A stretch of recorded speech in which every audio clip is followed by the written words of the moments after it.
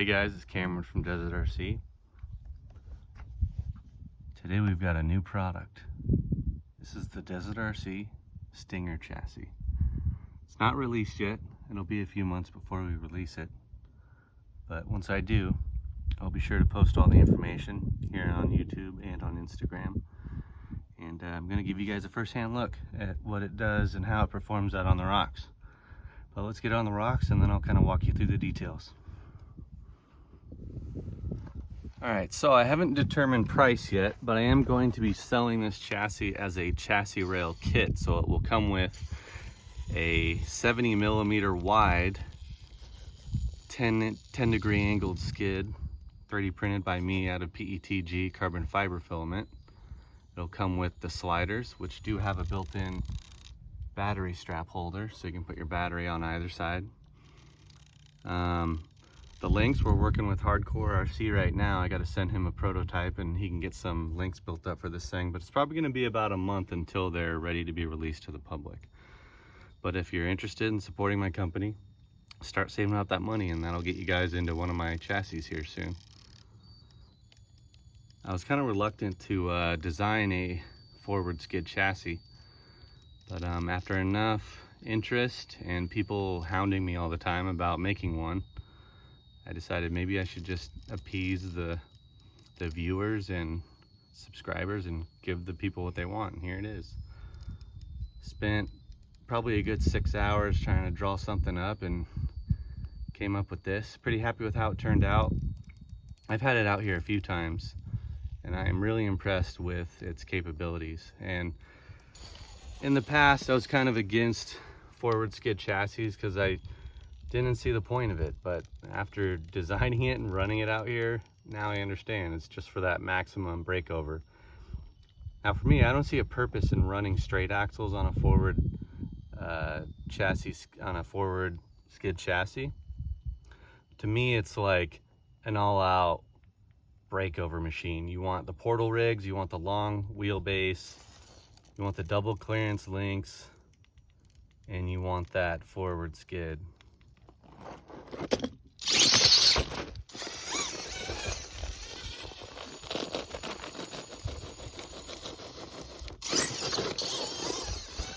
I think we're going to try to push some really strange lines, things we typically wouldn't do, but this thing should make it look pretty easy.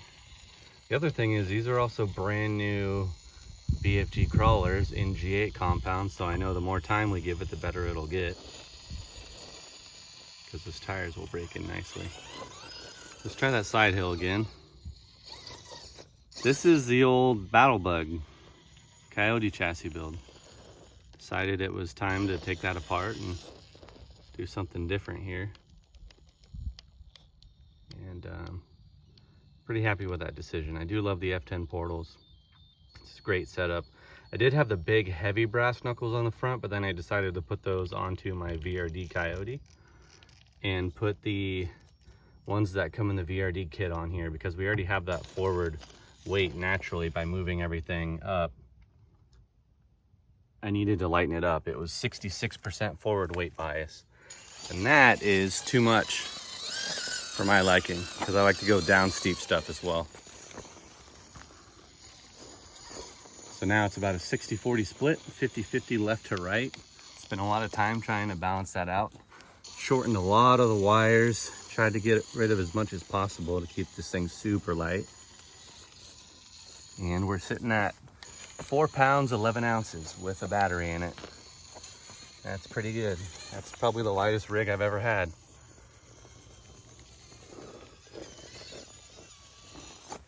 Now the reason we're calling this the Stinger, because I live in the desert, it has to be a desert animal name. I wanted to go with Scorpion. Actually, I'll use that name in the earlier 2000s. I figured the next best thing is probably Stinger. You see the aggressive hooks on here, the little talon-like things there. I designed that for a doubler, so if you wanted to run anything longer than a 13-inch wheelbase, you could use a doubler to get your drive shaft way back there. For the most part, you can just use the deluxe cut-to-length drive shaft. And then for the little stubby drive shafts, Power Hobbies makes a lot of options. And then also deluxe again, but I wouldn't want to buy a long one just to chop it short. I'd rather buy a short one.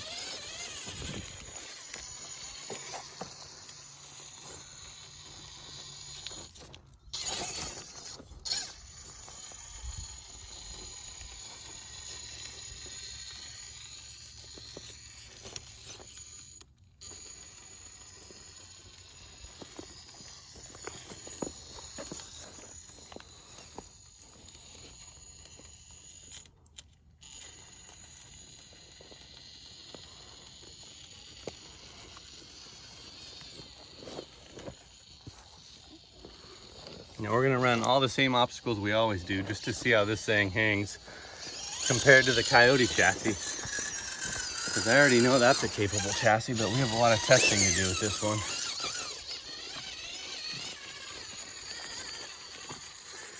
I don't like driving without a body.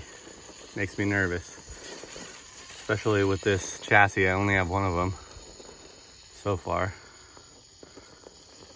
Getting up Camel's back relatively easily here.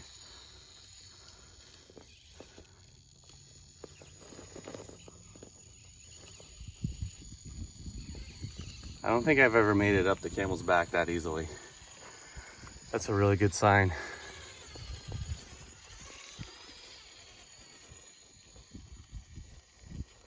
I think once it starts to cool off a little bit, I might switch back to the Predator compound once it's not so hot. It's a great winter tire here.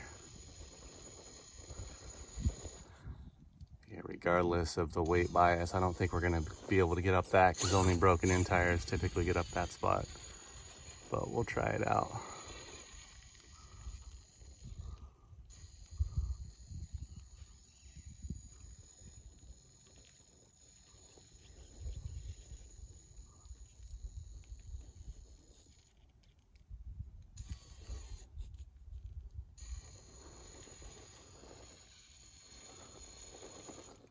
All right, let's come back to that one.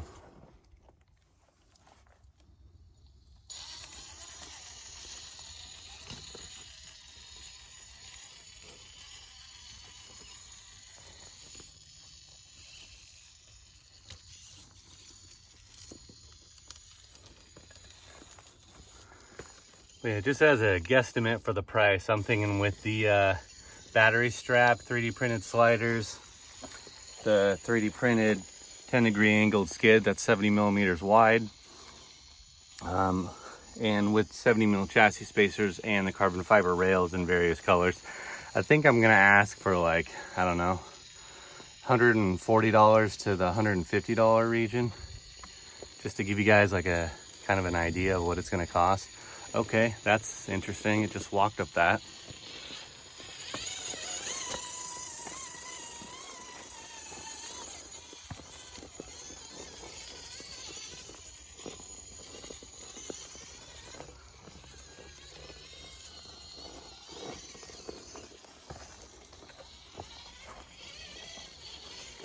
One thing I am noticing about the rear shocks is that I had them built for the Battle Bug, and that was a, I want to say 6-pound, 14-ounce rig.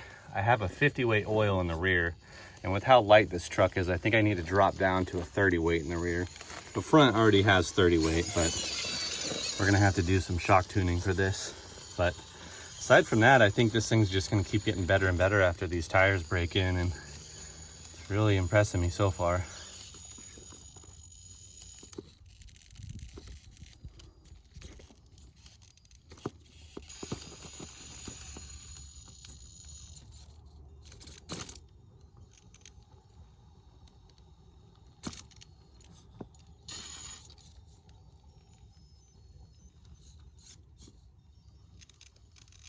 Yeah, F10 portal axles. I have a total of 36% overdrive. Got the, actually 37, because I've got the 17% underdrive portal gears. And then I've got the 10% underdrive ring and pinion. And then I've got the 10% overdrive in the front.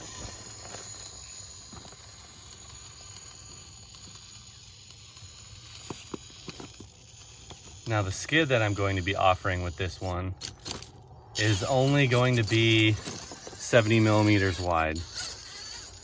And it's going to be used for the deluxe transmissions. So hamburger, cheeseburger, nod 2, deluxe portal trans.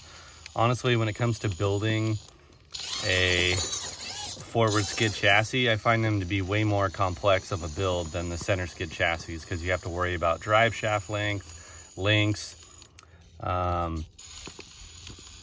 what else? You have to worry about what you can fit into the chassis as far as transmission and motor and everything, and battery size. So you're quite limited. But ideally, if you're running this custom of a setup, you might already know that. You have to have servo on axle or behind it, and you have to have a small transmission, motor, and most likely a silent ESC of some sort, and an 850 or smaller battery.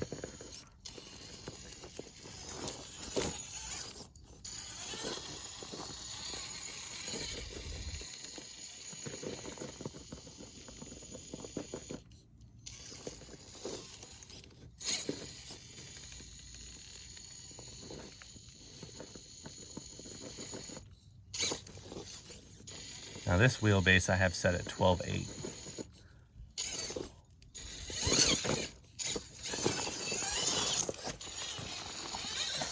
Okay, let's try to slow crawl that one. Got to get this driver front up higher. There we go.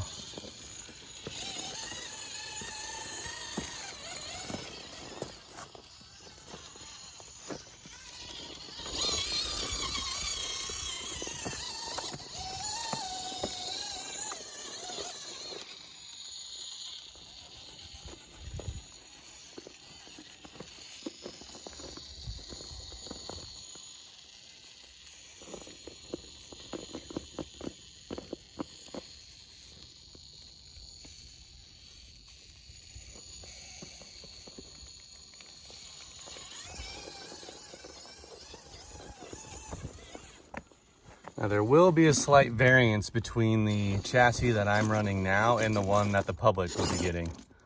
The one that the public will be getting will be a little bit longer in the front.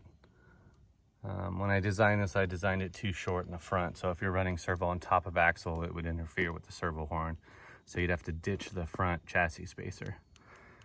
But after finding that out, decided it's best to add another hole in the front. That'll give you a little bit more clearance, just enough, while keeping the approach really good still.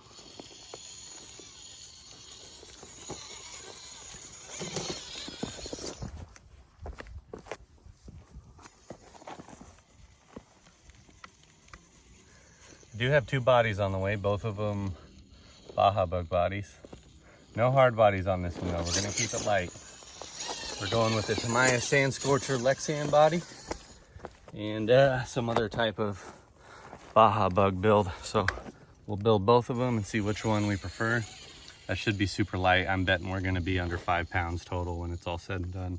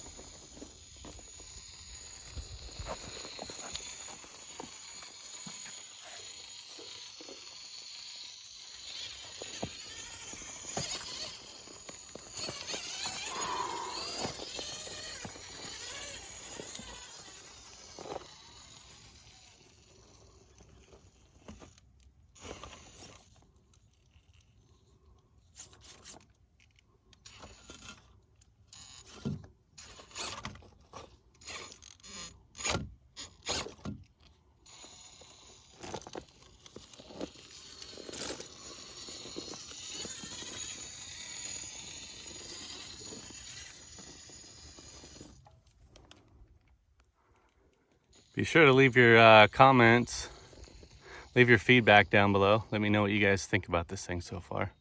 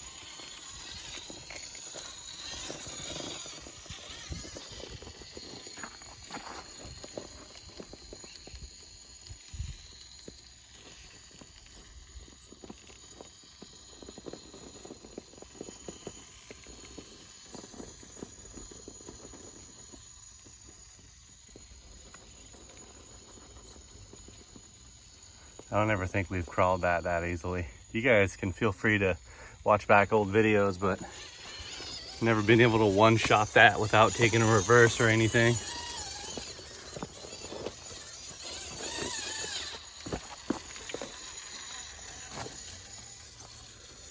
Now this isn't meant to replace the Coyote chassis in any way, because originally I designed the Coyote chassis as a safe bet to start selling an LCG chassis.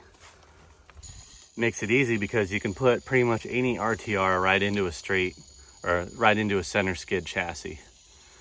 You don't have to play too much with building it. It's pretty straightforward. But when it comes to these forward skid chassis, a lot of customizing, a lot of head scratching. I feel like it would take longer to try to build one of these until you have it perfected. For me, it's new, so it took a little while had to go through my spare link set and use some steering links that go to the horn and some old panhard links for the front links. In the rear, I ended up going with some Tulo links from Hardcore. And then I had to add Traxxas 5525 rod ends to each side, uppers and lowers in the rear.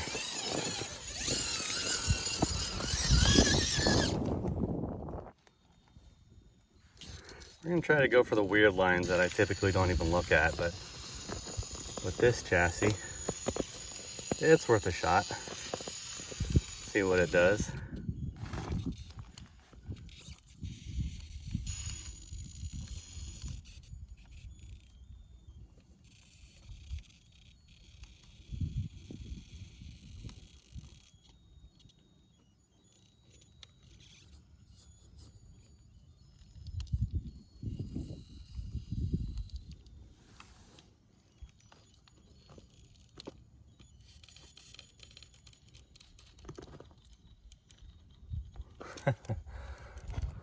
Okay, let's repo on that one.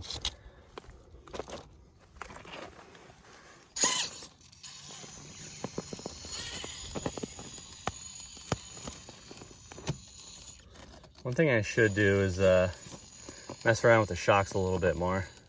I do have these shocks set up in the front to be 2 millimeters shorter droop by putting fuel line internally. I did that on the Battle Bug to limit the shock extension going up steep stuff. Now on this, I don't think I need it because it's so light. I need that axle drop, so that would help me pull over things even better by letting the shocks drop to their lowest point. Yeah, we'll come back to this too.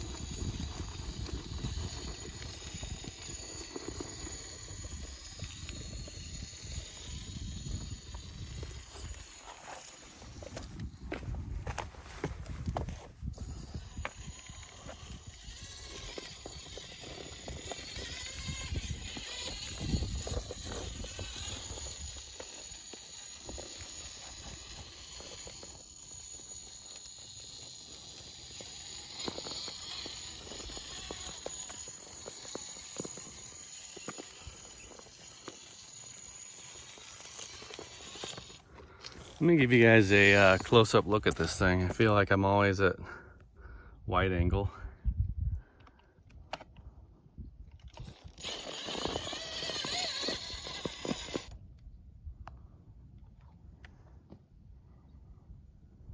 Little cactus cut out in there.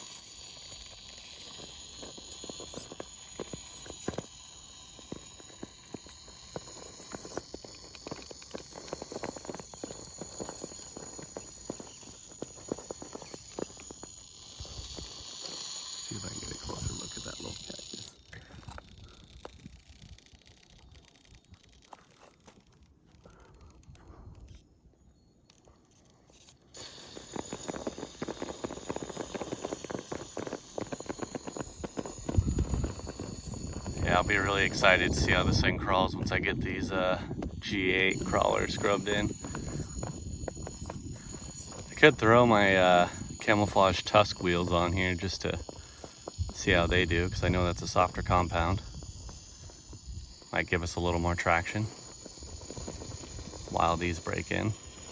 Yeah, we could use more traction.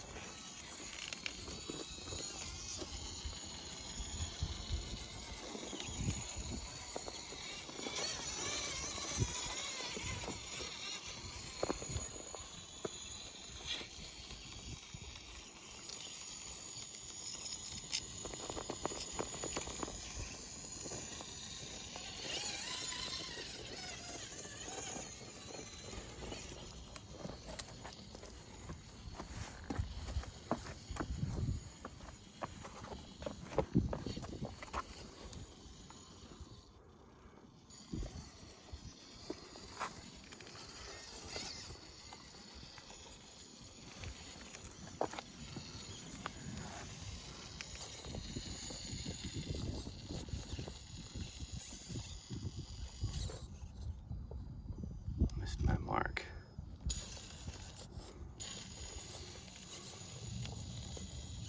So yeah, in here we've got the Team Spec 1800 kV revolver snub nose, and then we've got the deluxe portal trans, and then we're running the FuryTech Python X ESC, and it's a really good combo so far. I like it. Try to throw it in everything that I have.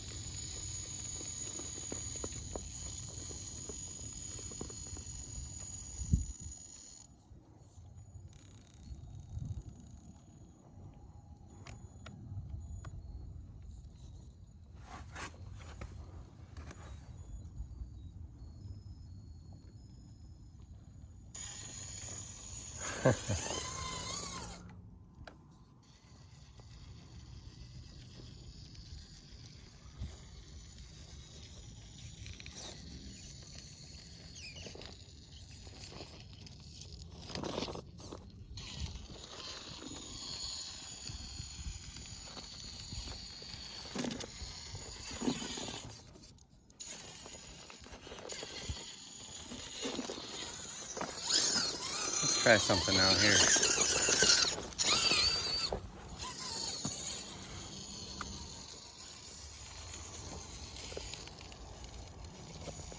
This would be a great class 3 chassis too.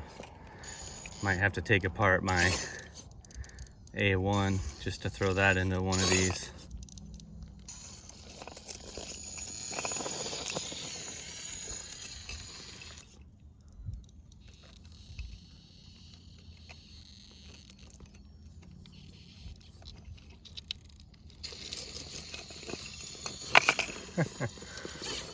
Yeah, I wouldn't be doing that in the Coyote, that's for sure.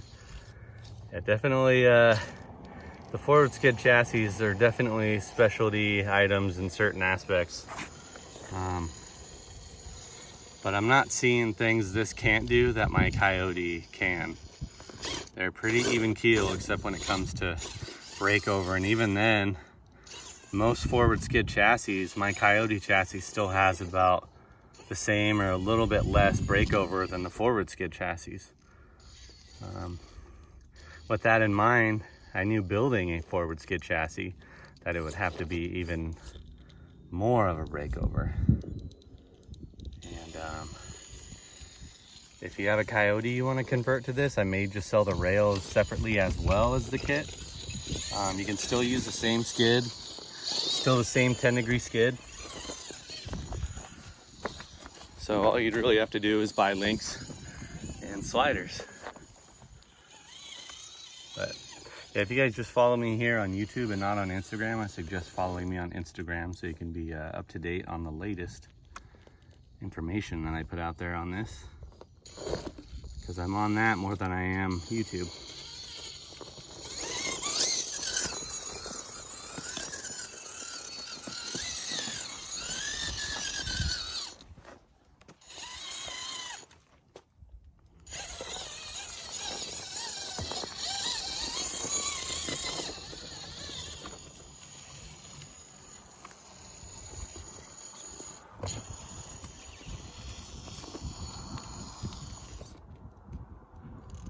Yeah, those rear shocks are a little too stiff.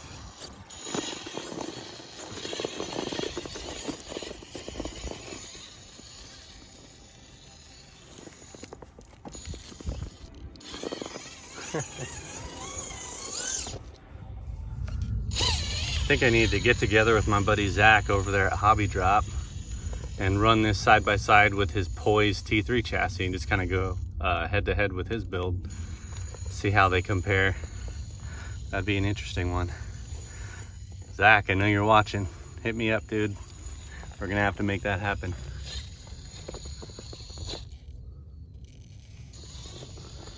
You know what? We always go this way. Let's try going this direction this time. Let's see if this is possible.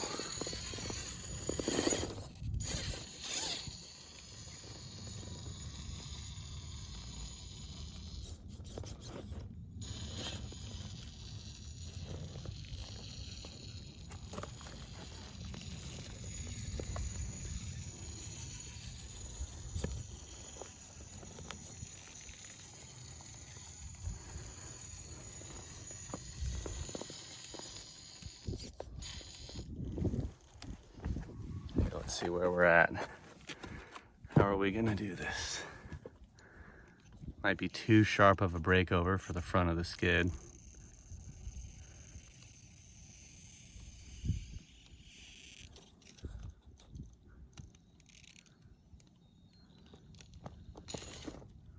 Yeah, let's reposition that.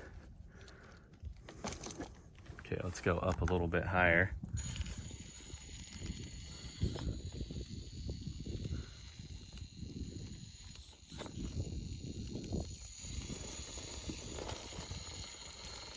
Yeah, it's still a nasty one.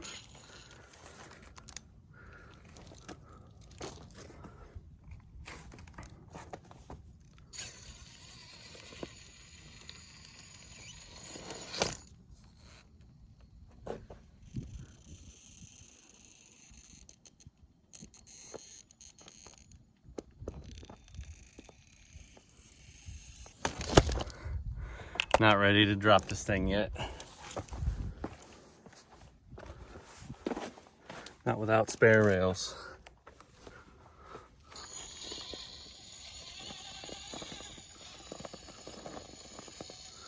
Yeah, those of you running sub 5 pound rigs, what are you putting for oil in the rear shocks? I'm running a medium spring in the rear from Losi. But let me know what weight oil you're putting in the rear on these forward skids. I'm curious. I'm thinking 25 or 30 on such a light rig, but leave your feedback below and I'll make some adjustments and see what that does for us.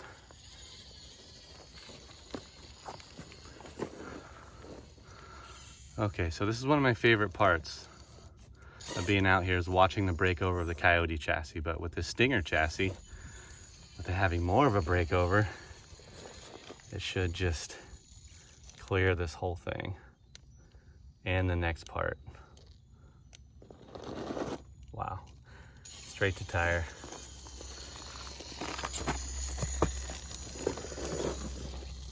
I've seen some forward skid chassis that are like ridiculous amounts of angle on the skid. We're talking like 15 degrees plus. I think I've seen like a 30-degree skid.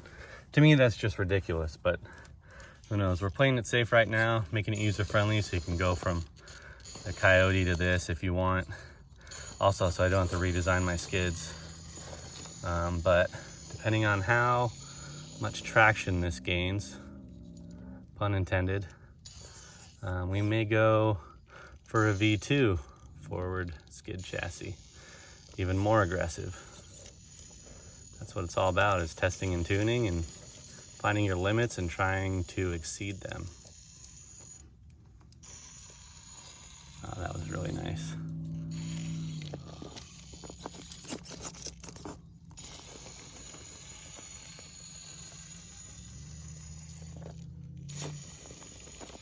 Oh man. Making the hard stuff look easy. I might be converting to a forward skid guy. Who knows? Hate that I've waited so long, but had to happen. Everything happens at the right time, at the right moment, and for the right reasons.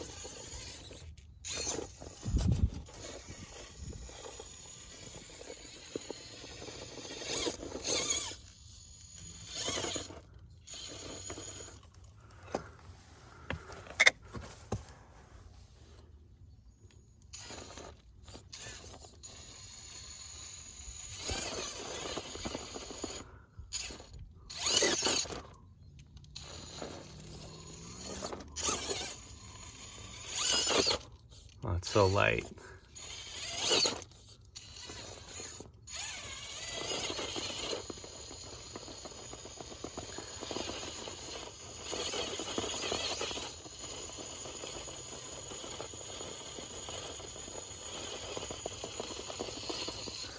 Yeah, we need to scrub these tires in real bad. I chuck them into the drill when I get home, and I took some of this rock home with me. Did that with my trepidors. I'll have to do it with these. I just don't have the time to get out and wheel all the time.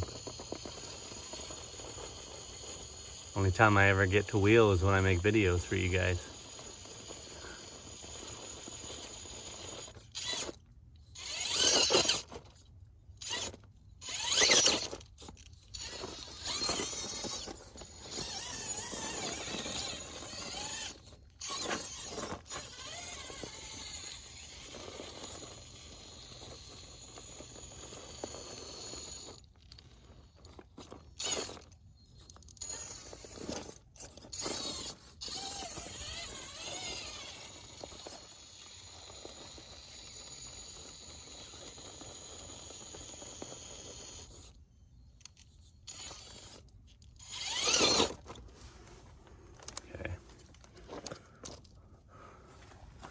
Definitely a traction issue. You know what, maybe with the, I know it's hot this time of year and people typically say to stay away from Predator compound, but with this being such a light rig, maybe G8 is just too stiff of a compound. Yeah, you know what? That's a question from me to you guys too. Is if you're running a 4-pound, 11-ounce rig, are you guys using the G8 compound or the Predator? Be sure to let me know down below. Beautiful. All right, guys, I'm sweating like a turkey in the oven on Thanksgiving, but thank you guys for watching. If you've made it this far, appreciate all you guys for liking, subscribing, following. It means a ton to me, especially those of you that have been buying my product. You guys are changing my life a little bit at a time. I really appreciate it, and the least I can do is give back to you guys by creating some badass product and giving you guys what you want, like a forward skid chassis. But thanks again. See you guys next week.